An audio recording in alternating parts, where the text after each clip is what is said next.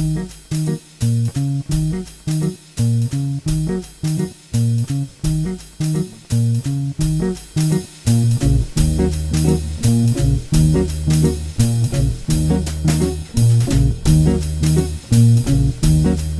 and gentlemen, welcome to the Eyes of a Spore Companion Podcast. My name is Kyle Johannesson.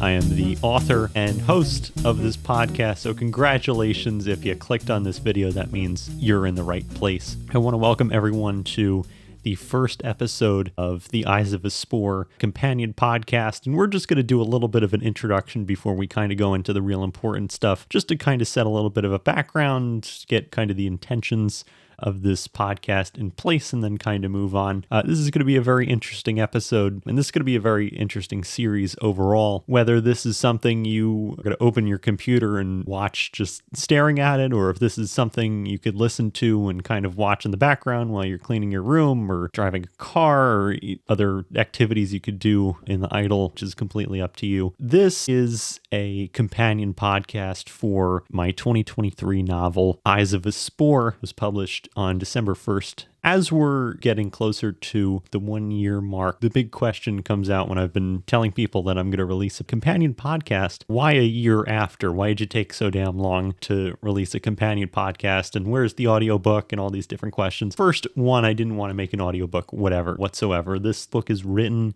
in first-person context. This is a historic fiction romance sort of novel. It's a bit of an odyssey. If I were specifically to narrate that book in the first person as it was written, it would just kind of sound a little too much like me, and it wouldn't take the context. So I left it to be non-narrated, wanted to keep it in the style and also give the reader an opportunity to fill in the gaps. And even if certain characters had a certain aspect or a certain accent that they thought may have been appropriate in their head, I like to let the imagination of the readers run wild. If you've never listened to a companion podcast for a novel, which I haven't either, so this is going to be a first for many of us. This is going to be something is not really set in stone as a previous thing. A companion podcast is its kind of own little audio world that no one has really tapped into. Figured this is a very interesting novel, so why not make a very interesting podcast to have it as a companion? What is a companion podcast? That's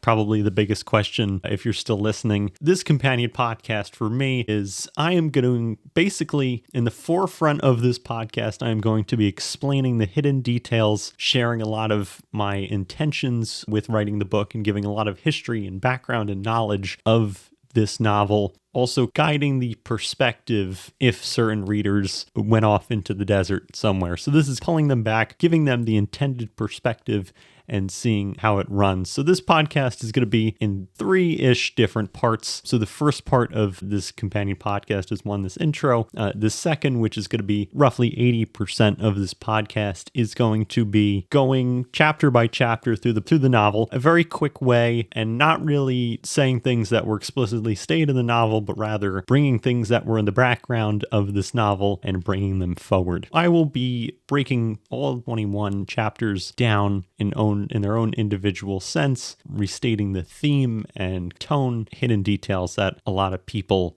miss. So I must warn you that there will be spoilers contained in this podcast. If you haven't picked up the book yet and it's in your hand and you haven't read it yet, maybe I would suggest reading chapter by chapter. If you read chapter 1, maybe go back to this podcast and listen to chapter 1 and so on and so forth. I'll try not to reveal anything if I'm talking about chapter 2 that something happened in chapter 14. This way you could follow along. But also, if this is something you want to remind yourself, or even if you don't feel like reading the book and you're just not a reader and you just want to hear my voice, which is a little weird. If you just want to hear my voice and don't read the novel, you could do that as well. But I must warn you, there will be spoilers in this podcast. We'll take it from there. More importantly, and this is why I did not do an audiobook, I wanted to take this novel from a third-person perspective. I wrote this book in a first-person perspective, really to uncover the hidden emotion someone writing in the first person, almost in a diary-esque style, would write without being in the third person.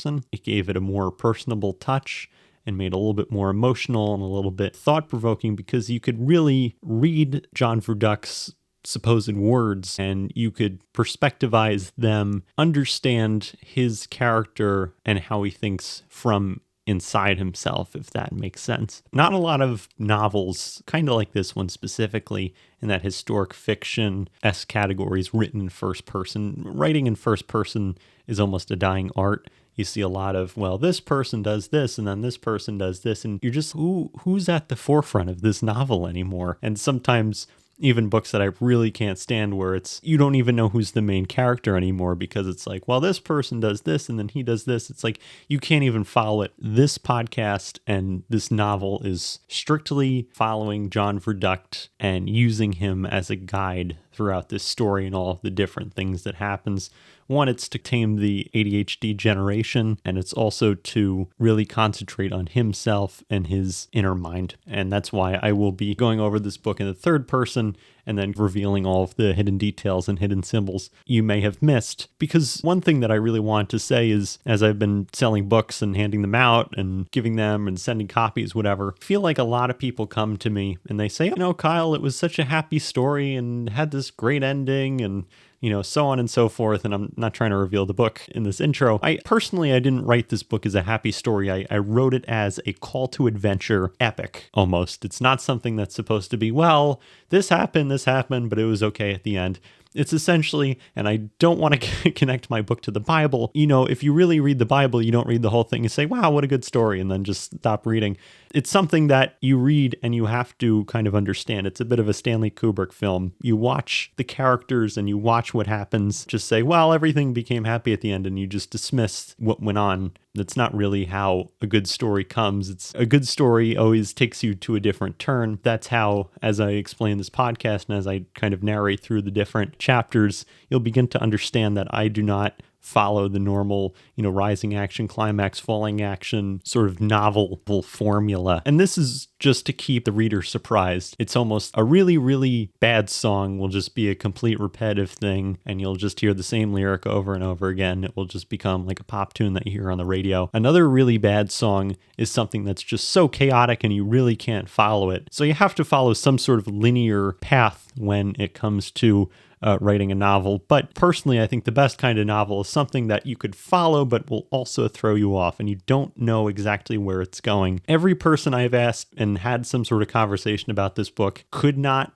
tell me if they were reading the first 5 chapters, for example, how it would end. Everyone got it wrong. Nobody understood or could even quantify how this book got from chapter 1 to chapter 21. It went all 100,000 different places. Some people liked it, some people didn't. I'm just the writer. And another really important thing is, since I am releasing this on YouTube, if you have questions, if I missed something in the book that you want me to cover, do you disagree with what I said or what I intended and thought I meant something else, comment below. This is going to be on YouTube. I'm going to have open comments. You're welcome to comment and say, well, this, I like this, or this, wasn't that good. I'm open to constructive criticism. Even if you want to criticize me just regularly, you could do that. If I did good at something, I may use that to my advantage in potentially a next novel, which potentially might be in the works. Who knows? Again, comment below if you have any questions, and I'll try to be as tentative as possible answering. This companion podcast is going to be very interesting. I'm using very high quality audio. I'm using a nice sound mixer, a nice mic, and I'm using Adobe Audition, and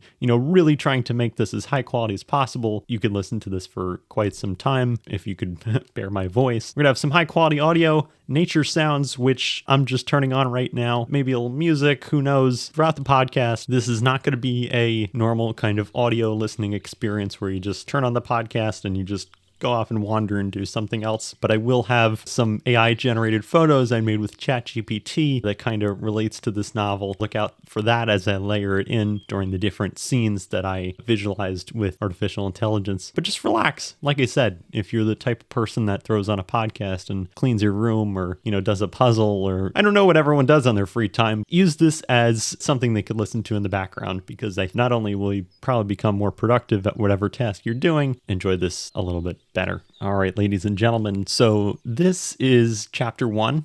So this is above and below us, following from the novel, or if you're simply just listening, you'll have to trust me that this is the chapter title. So this is the first chapter, which essentially is just laying out the background, if you want to close your eyes for a second and picture in your head. So this was written in perspective of John Vurduct, the lonely hermit suit tailor in the small town of Independence, Missouri in the late 1840s, early 80s. The first chapter is kind of just laying out certain things. Did get a lot of criticism saying, oh, well, it started too slow and then it took off at the end, and I probably would have dropped it off, probably would have stopped reading at chapter 5 if you didn't write this book and I didn't know you, which it's a fun way to say it. Have to kind of lay out the background. Part of that is also expressing John Vurduct's mundane life as the suit tailor. The whole book starts out where John's introducing himself. He's saying that he pretty much inherited his life. He is currently in ownership of his father's suit tailor shop, and his father recently passed away. His real mother disappeared or passed away, and he knows his stepmother that he's really not that close to, and it just sets up this boring kind of mundane life. John Vurduct wakes up every day, goes downstairs into the tailor shop, works, goes upstairs to the second floor where he lives, and life goes on over and over again. That's essentially the summary. Obviously, if you want the full detail, you could go ahead and read chapter 1 yourself. So kind of going back to the original chapter title, it's above and below us, and you're gonna, if you read the table of contents and you see all kind of eccentric chapter titles, a lot of them are music references. And this one is Above and Below Us. That is a nod to George Harrison's Hear Me Lord track on All Things Must Pass, one of his famous solo albums after he broke up with the Beatles. So, you could go listen to that song and find yourself wanting to skip past chapter 1. I kind of gave you this setup and the backdrop of John Vurduct. So you may ask, why Missouri and why in the mid-80s? I could have picked any time period. This is another question people ask me is, why did you pick Missouri? Did you go to Missouri? No, I've never been to Missouri. And why did you pick the 1800s? In the original manuscript of The Eyes of a Spore, this originally was, and I have to be very careful because I don't want to spoil this, and I'm going to kind of save this to the end of really why it was in the 1800s in Missouri. But I'll give you this, kind of in that mid-1850s, as America was more colonialized and civilization was starting to develop, and there was the beginning of kind of an American culture. It was a very interesting way how people articulated to each other and were kind of able to communicate in this way. Nowadays, like if I were to write a book about something in 2024, an event, all these layers, you have social media, you have texting, you have phone calls. Communication is so massively construed. It's like psychological warfare to some sort of extent. Using this 1850s-ish backdrop, able to figure out certain modes of communication. If a character is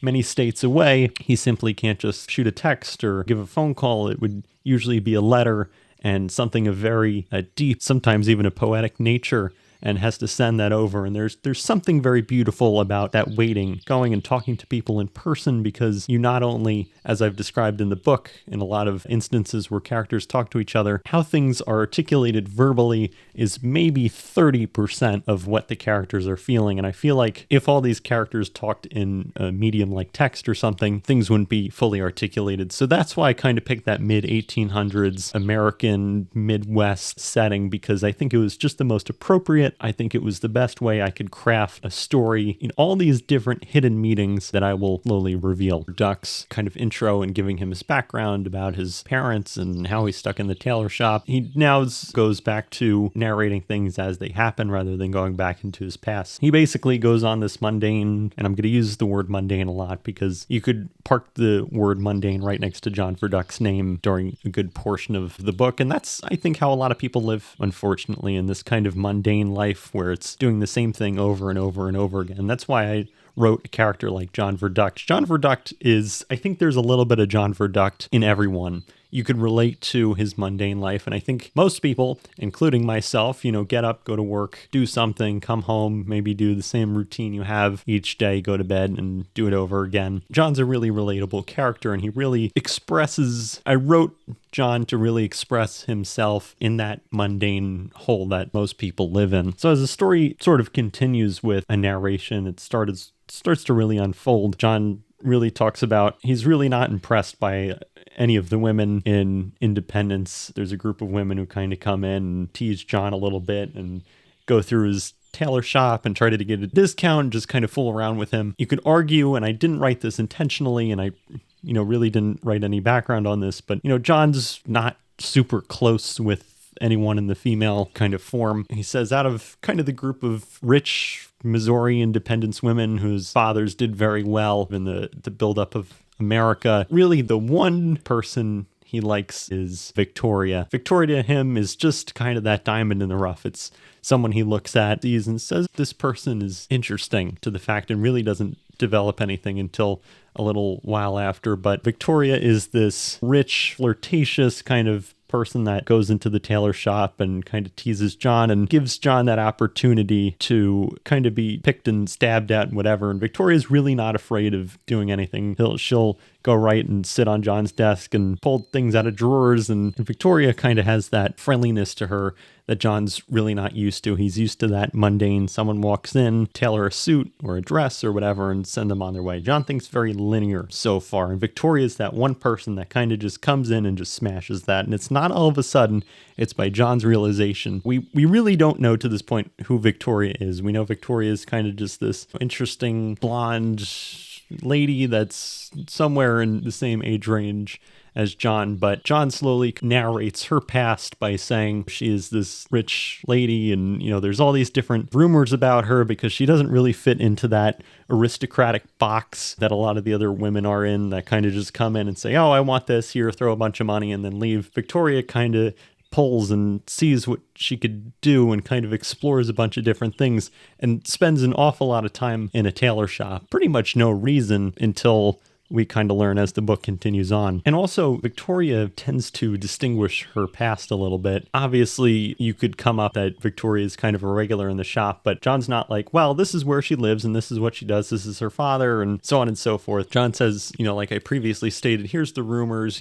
Some people say she's, British royalty and all these different other things, but Victoria kind of disguises her past, and she doesn't want to be known as this like aristocratic woman that kind of just says, well, I'm rich and I'm all this. Victoria likes to play around and tease John's brain a little bit, and she kind of likes that more psychological type of entertainment rather than just merely possessions. At this point, you could conclude that, Victoria could kind of get whatever she wants materialistic, but she likes to explore, and she would be that kind of person to go out and explore when the others kind of just follow that regular path, which kind of foreshadows something. So that was kind of the tiny tease of Victoria, kind of that introduction of her character, because she does become important as the novel goes on. Where John, as I previously stated, John lives in this mundane life and he knows he's safe. John knows that he could do the same mundane task over and over again. He could go into the tailor shop. He can, work, go upstairs, go to his tavern every once in a while, the tavern that one of his friends owns, and that's it. And he knows he's safe. But as the story progresses, you could feel that John yearns for adventure. And John is this certain type of person who I wrote that is the certain kind of person that it takes to stick your head up above the muck of day-to-day life.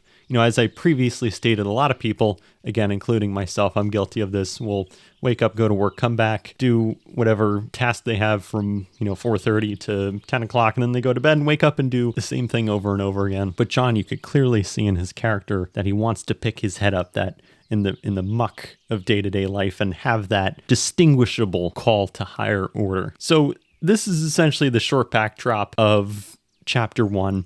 This is the backdrop of the book. This is the backdrop of John Vurduct. This is kind of the teasing of Victoria. Chapter 1, very short chapter, but it's to essentially set the backdrop of the novel and what is to come. So moving on to chapter 2, Forgotten Memories. This is where things start to kick off. And as I said, things start off a little bit slowly, but again, John has a very slow life.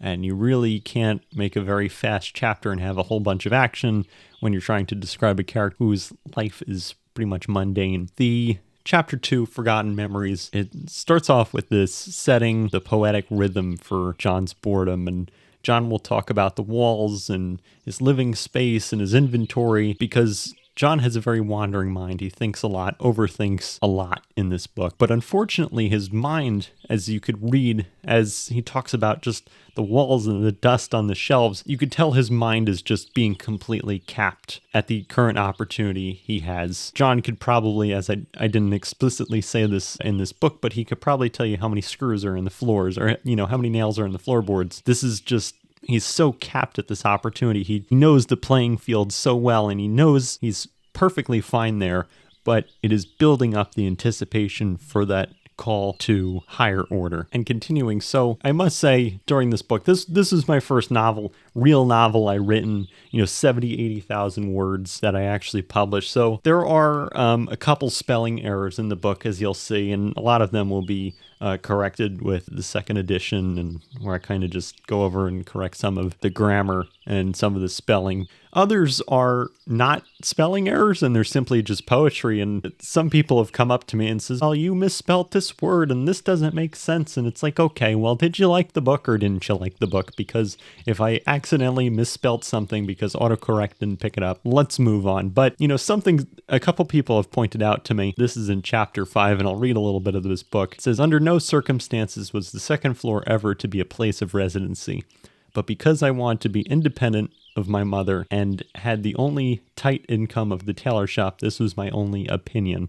And people says, "Oh, well, you're supposed to say option," and it's not option, it's opinion. This is John's only opinion. It's supposed to be poetic, but if you caught it, good. If not, whatever. But again, there are these little spelling errors, which I understand. And then there's some others that aren't spelling errors, like hidden gem. I did not spell gem wrong. It is a reference to Jem Finch from To Kill a Mockingbird, but we'll continue that. I just need to get that off my chest. So as John continues to describe his tailor shop and stuff in the background, you start to learn that the store is perfectly aligned with the house. And that's kind of a symbolism of John's late father's fingerprints. As I've stated multiple times in the book, in the second floor of the tailor shop, it was a perfectly decent perspective, and you could see a perfectly great view of John Vurduct's father's house, which was John's childhood home. And you could see that a lot of the tailor shop and a lot of, the certain construction of the tailor shop was the fingerprints of his late father's. And again, this is the inherited expectations part. This is to where, John didn't say, "Well, I built this house so I could see the tailor shop," or vice versa. This is essentially saying that, John lives in his father's fingerprints. I just found this fact very interesting, and I wrote this specifically not only just to say, well, John lives in his father's fingerprints, but also to give that realistic kind of symbolism where John every single day wakes up, looks out of the window, and sees his father's home that he built for his family.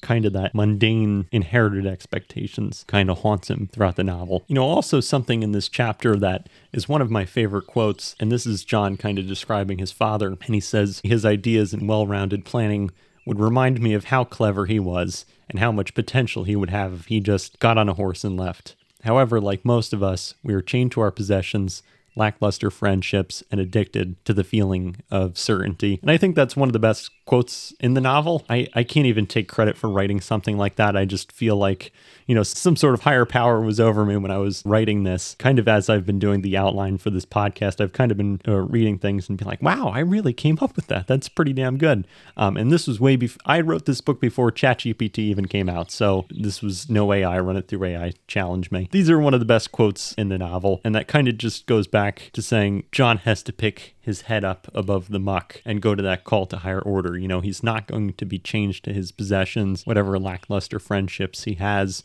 and he doesn't want to remain addicted to that feeling of certainty, and that's that call to higher order. So another day begins, and John's doing his normal routine, and Victoria walks into the tailor shop.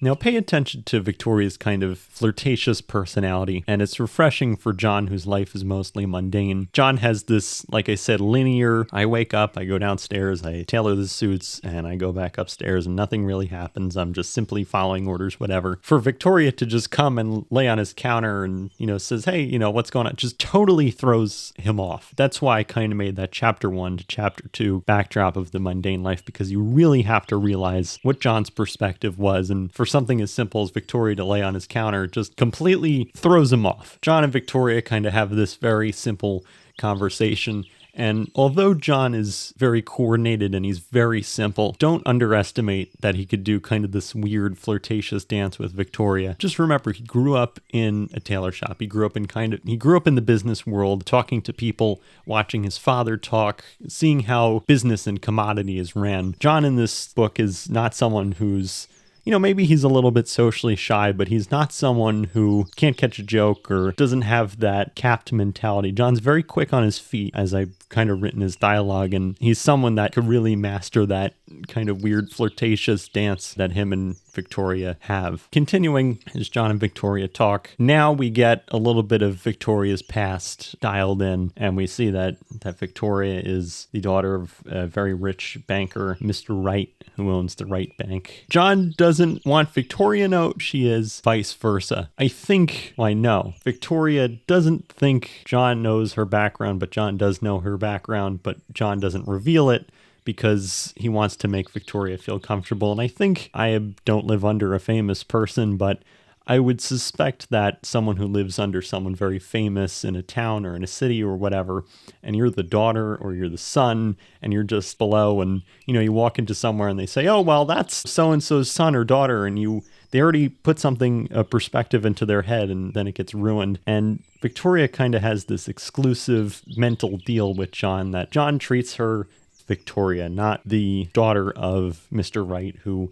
is a large banker in Independence, Missouri, and pretty much owns or funds 80% or more of the town. So it's this kind of interesting dance that Victoria and John start to go on in the beginning. So as Victoria kind of leaves the shop, now we start to get the buildup of the inner angst as John catches feelings for Victoria. He doesn't kind of know what to do with these new emotions. He's used to this linear, I just do the suits and I have these very light conversations about the weather or something, picking up that although he knows how to do the flirtatious dance, he's like, wow, is there something going on here? John, after Victoria leaves, is trying to organize the feelings of total disorganization. And this is John's linear thinking being tested by uncharted territory. The best way to kind of describe it is like almost being blind. And, there's 70 ditches that you could fall into, and you really don't know where to go, and you're kind of and you can't figure out the field, and you don't know which ditch you're going to fall into, so you're kind of just panicking a little bit, and you're trying to navigate the best you can. That's where John is mentally. And as you could see a lot through this novel, John uses alcohol to kind of numb his anxiety, like a lot of people do. And, you're going to see a lot more of that whiskey and that drinking is kind of this push and pull relationship John has with himself mentally. And then after that, we get this beginning of the recurring dream of the Blue River. What is the Blue River, you may ask, and why specifically blue? You're going to have to hold tight on that, but I'll tell you, and it's very interesting. And this is kind of that part where most people didn't catch it, and I have to say it because I wrote it for a purpose. So now we move on to chapter 3, titled For What It's Worth, and that is a reference to the Buffalo Springfield song, For What It's Worth. If you read the lyrics of that song, it might foreshadow a certain idea. I'll let you pull out that symbolism if you want to. But chapter 3 is the chapter of pure anxiety. This chapter kind of begins with the paranoia of uncertainty. And this is kind of pulling back to navigating blindly around the ditches. John has no idea what he's doing with Victoria. He has this new perspective where it's like, hey, what am I supposed to do with this? I can't turn this into a suit. I don't know what I'm doing. And although I never explicitly wrote it, it's very apparent that John has never dealt with these kind of feelings before for someone like Victoria. John knows what to do in that scenario, and that's to go on autopilot mode. Pull back and just say, okay, well, I'm just going to do my normal thing. Hopefully, I'll figure it out. He knows how many nails are in the floorboards. He knows where the dust is in every part of the tailor shop. He knows everything. His brain's so capped. He knows how to navigate the minefield, metaphorically, and he just thinks going back into idle mode will help him with that. And then, as I explained in the book, the mailman drops off the penny newspaper. John drops it as Victoria walks in. And this is pure symbolism for John's just brain. Every time he sees Victoria, it's newspaper just dropping. It's just pure chaos. There's paper and there's just everything everywhere. So Victoria's excited. John is starstruck. And his inner call to higher order makes him ask Victoria to kind of come over. Psychologically, John is taking a hammer and he's breaking that pace of the opportunity passing him by. And you could suspect that someone maybe in a more romantic setting John may have passed on by before. And he knows that in order to attain that call of higher order, he has to stick his head up above the muck, even if it means breaking that day-to-day routine. Kind of going back, with this opportunity. So Victoria's looking for a dress, and John really wants to spend a little bit more time and kind of learn Victoria rather than just being simply strangers passing in a street. John asks Victoria to come over and attach this very interesting blue ribbon to the dress that she has. And this is the blue ribbon. This is a very symbolic and probably one of the most important symbolic points of this book. And I'm not going to tell you what it means. And if you figured it out, you figured it out. But if not, you're going to have to wait to the end. Sorry for not spoiling it yet. John kind of sets up the tailor shop. It's a little bit late at night, and he lights the whole shop with candles, kind of awaiting Victoria. And you could tell me what that means. I don't have to break that down. John even describes this new perspective. He says, I admire the shop's perspective that I have yet to experience before. And I'll read that again. It says, as I admire the shop's perspective that I have yet to experience before. And he's not saying that he experiences the tailor shop. He says the shop is giving a new perspective, which I wrote very interestingly. This is the now breaking of the time loop. This is to where John catches feelings, or now it just becomes love for Victoria. The best way he describes it, and he doesn't just say, oh, well, I'm in love and whatever, it just moves on. Everything's poetic. I write everything very poetically. But he says, I became numb to time for the few years that my father passed on. I felt it had no impact on me. My life was moving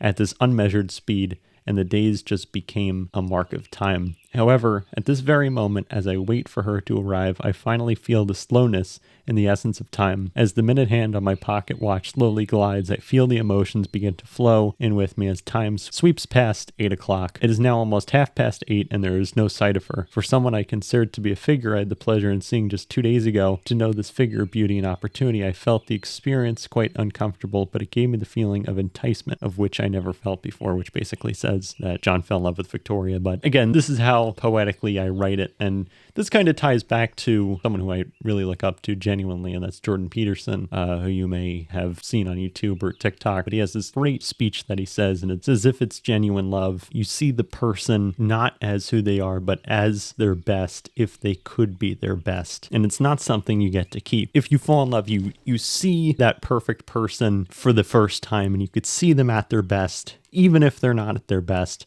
And I kind of describe it as this Michelangelo seeing David. Can you see David through that giant chunk of marble? John sees Victoria through that kind of giant chunk of marble, and he's willing to carve with a hammer and chisel, kind of carve that perfect image. And that's what John is experiencing at this point. So the story kind of continues. I craft this beautiful scene as John is, stitching Victoria's dress. And it's kind of an intimate moment. They don't really do anything, and I don't write anything that's above PG rate. Well, there's a couple things that are a little bit more for a mature audience, but really I don't have that kind of like lustful writing intention. But it's just this moment, kind of seeing two people kind of slowly come together. And I think one of my favorite scenes is John stitching Victoria's dress. So at the end of the scene, John says, Victoria, who usually brings the sunset when she comes in, had brought me the stars tonight, and they shine deeper inside of me than ever before. It reveals how John sees Victoria as the one who is more important than the stars. She brings the stars in this, she doesn't kind of follow in. I have this routine that I wrote when Victoria walks into the tailor shop. It's usually towards the evening, and whenever the sun's starting to set, she comes in. That great west-facing window just peers through the glass, and come enter Victoria. And it also helps she's blonde, and that's kind of why I made Victoria blonde in this book, kind of symbolized light. It's a very interesting thing, and it's a very brave thing for John to say, well, she brings the stars, she brings the light in, and it's not. Victoria just comes as the sun sets or the stars shine or something like that. So then after that, the reason why Victoria needed this dress, as I've stated in the book, but not explicitly in this podcast, but it's for this upcoming banker's party, and Victoria has to dress up very uniquely at this banker's party that her father holds all the most prestigious people in Missouri, and it's this very big event, and Victoria tries to look the best. So the next day, John says, well, how about we have some ham upstairs in the second floor of my tailor shop, very awkwardly, which was intentional. And, she's like, yeah, sure, I'll, have some of your leftover ham or whatever upstairs, that night. And Victoria says, well, why don't you come to the banker's party and you could become my guest. And John's like, really? I can leave here? So this is where the turn of events start to happen. Again, John automatically assumes, well, she came over for the stitching of the blue ribbon, she'll be here on time, whatever. So John kind of prepares his house for Victoria to come. He lights the candles and, there was no power, lights the candles, gets the tablecloth out, whatever. And then this kind of turns into anxiety and paranoia a little bit. John's waiting on the steps and, the ham's kind of cooking, and the time that John said for her to come, it's been 10 minutes, then 20 minutes. And then it's like, oh, well, she's never coming. And that's it. And the fantasy story's over and life is disappointing, whatever. And this is where kind of that attraction can sometimes turn into paranoia. Someone being late for 10 minutes or someone not showing up or someone not saying something, it just becomes, well, is there a coup against me? Are the walls kind of caving in? Because you see yourself, you see that thing you want, whether it's a person or an object or some sort of relationship, you see that as a very important thing. And any tiny thing that gets in your way you think is just total chaos. And that's what John describes in this new feeling.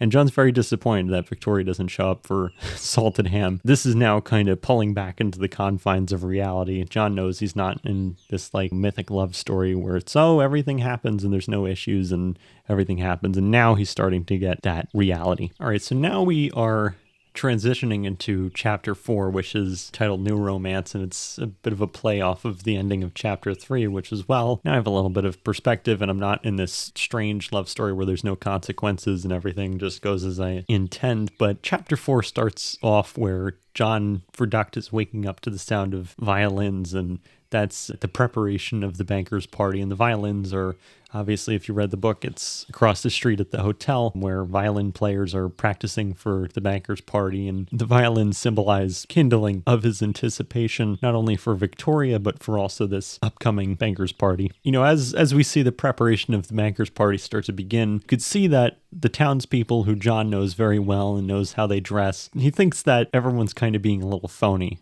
in anticipation of this banker's party. They're dressing up to be people they are really not. And that's kind of a hidden message kind of in life, because, if something important comes up, a lot of people simply just get their house in order really quick. It's almost like I describe something that's a little bit more relatable. It's almost like brushing your teeth very well an hour before you go to the dentist, even though the dentist realized that, you haven't been brushing well for a bunch of months. This is kind of John's play on seeing all these town people saying, well, I'm going to get the finest dress and this is how I'm going to look at the banker's party. And it's good to dress up to an extent where you could be phony and you could say, well, this is how I always dress. And John's assumptions of these people conclude that this is not the first time around that something like this has happened. He doesn't have this preconceived idea just merely off of this one banker's party. Something like this has happened again, but it's kind of this way of how he gets that out. So there's no kind of sight of Victoria at the shop, and she didn't show up for the ham. And also you might wonder, is there symbolism of the ham? Is it some kind of weird joke? It's not. I just kind of had to figure out a food that they would eat in that 1850s era. Salted ham is the best I could come up with. So if you hear me laugh whenever I say salted ham, it's not an inside joke, I promise you, or it's not some weird intention that I have. It's simply just something random I had to come up with, and there's such a high importance of the ham. And I even had people come up to me and say, well, Victoria didn't show up for ham. I knew it the whole time, whatever. And it's the ham, the ham is nothing important. Anyways, moving on. So as it continues, so John now starts to prepare for the banker's party, and John puts on his best suit. Essentially, now he's essentially as phony as the townspeople dressing up, which almost reveals John's somewhat inner jaded perspective of himself, that he sees all these townspeople dressing up and he says, well, they're all phonies, but meanwhile he's doing the same thing. And that kind of reveals that John is a little bit jaded when it comes to his perspective. So watch out for that as you listen to this companion podcast. So John walks up to the banker's party and he feels this sense of deeper feeling. He doesn't have a horse and he's walking there and he feels that spring's in the air. He feels that opportunity. He feels that things are warming up. And he says, the spring air had the smell of renewed promise that the flowers would soon bloom, the days would get longer, and the nights would get hotter. And that's kind of that warming up. Not only is the seasons warming up, but I don't know if you have the same feeling, but when it becomes like April or May and you start to have these warmer nights and you realize that summer's coming, it kind of starts to heat up. And all the seasons were wrote intentionally in this book. John kind of goes up and he's approaching the mansion, which is supposedly at the highest point of independence. And I wrote the highest point of independence in several places. So who knows where the highest point of independence is, but he kind of describes the mansion as a lighthouse, which is symbolism. It's very well lit up. It almost has this Great Gatsby mentality to it, where Gatsby will light up his mansion just kind of as a beacon, which is a little bit symbolism that I may have taken a piece of from F. Scott Fitzgerald, but I'm sure he'll forgive me. So John enters the mansion and he searches for Victoria. So as he's kind of looking around for Victoria, there's a whole bunch of people around in this giant banker's party. Enter Thomas, who is longtime childhood friend, and he's kind of just riding the wave of opportunity with John for low-hanging fruit of fiscal opportunity. John essentially is the bartender in the Independence Tavern. He is at the banker's party and is essentially serving overpriced wine for a quick buck. John and Thomas kind of have this kind of friendly mentality of just saying, hey, what are you doing here kind of thing. So John and Thomas talk in a very casual manner, kind of catching up. Life has kind of passed them.